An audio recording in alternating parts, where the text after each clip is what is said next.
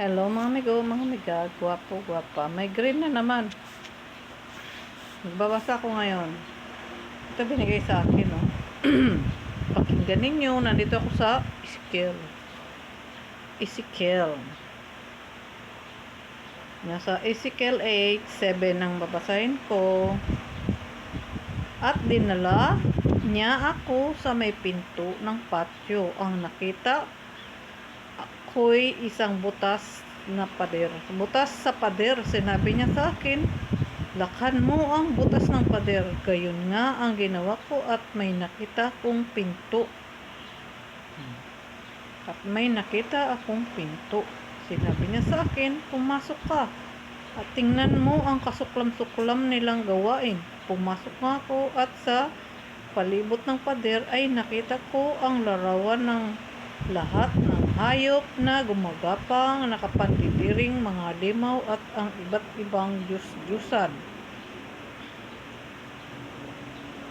ng Israel. Sa harap ng mga ito, nakatayo ang 70 matatanda ng Israel sa pangunguna ni Jaasanias na anak ni Safan. Bawat isa'y nagsusunog ng kamay niya. Sinabi sa akin ni Yahweh, tao, makita mo ang ginagawa nila sa madilim sa silid na ito? Sinasabi pa nilang hindi ko sila makikita roon pagkat wala ako roon. Masahol pa riyan ang nakikita mo. Dinala niya ako sa pintuan ng hilaga ng pagpasok sa templo at dooy may mga babaeng nananangis para kay Tammuz. Sinabi sa akin ni Yahweh, tao, masahol pa riyan ang makikita mo. Dinala niya ako sa patio sa loob ng templo. Sa pagitan ng balkonahe at ng altar ay may nakita akong mga 25 tao. Nakatalikod sila sa templo, nakaharap sa silangan at sumasamba sa araw.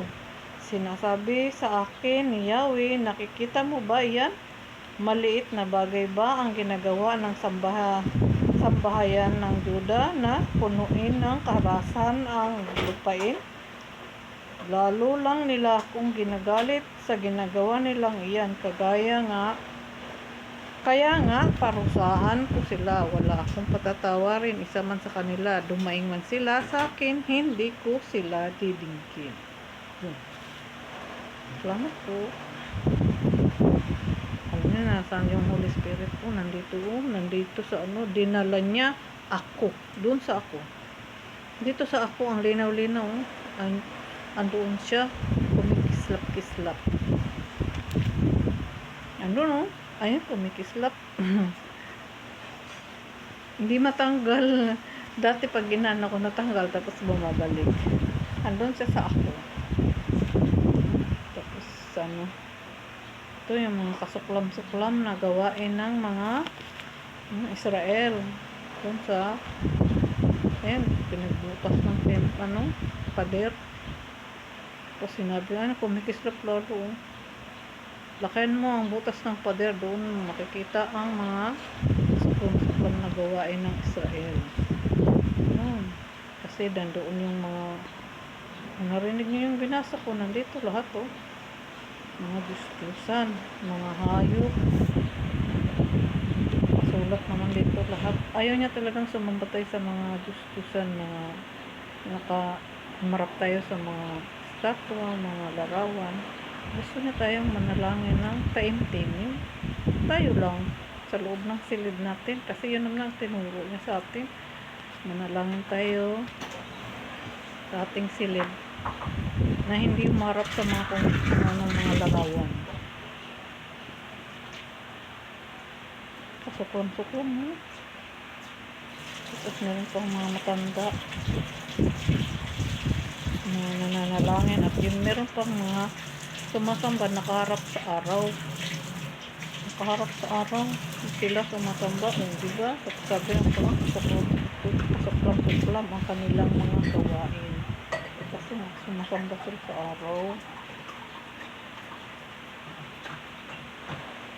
Nakikita mo ba iyan? Maliit na bagay ba ang ginagawa ng sambahayan ng Juda na punuin ng karahasan ang lupain? Ang dami niyang mga hinanakit dito kasi sumasamba sa Napasok? Diyos-Diyosan.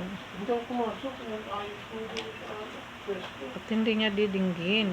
Dumaing man sila, hindi niya kailanman didinggin. Dapat magbago tayo. Huwag tayong sumamba sa harap ng nakaharap kasi sa araw. Sinasamba nilang ang nagri at yung Espiritu. May mga grupo sumasamba dyan ganun. Doon sa araw na kaya. Alam ko may ganun. Kaya nyo, ano ko, Huwag tayong sumamba sa mga Diyos-Diyosan. Yung sa payan. Kasuklam-suklam ng sa Panginoon. Tandaan natin yan. Ayaw ng Panginoon yung mga ganun. Gusto niya tanggalin na yan mga ganun. Ikaw nasa sa atin pa rin yan. Kayo may gusto niya. Kayo nasa sa inyo. Yun lamang po. Salamat. Andun pa rin siya sa ako. Sa ako. Nagliliwanag siya sa ako. Salamat po sa inyong pakikinig. Ito, binigay nito niya sa akin dati pa. Sinulit. Kaso lang, hindi ko na binasa lahat. Nandito sa tumuntong sa 7. Salamat po ulit. God bless everyone. Naway sumasatin na ang Panginoon. Kanda ng kapitpaan, kagalakan, kasiyahan at lahat.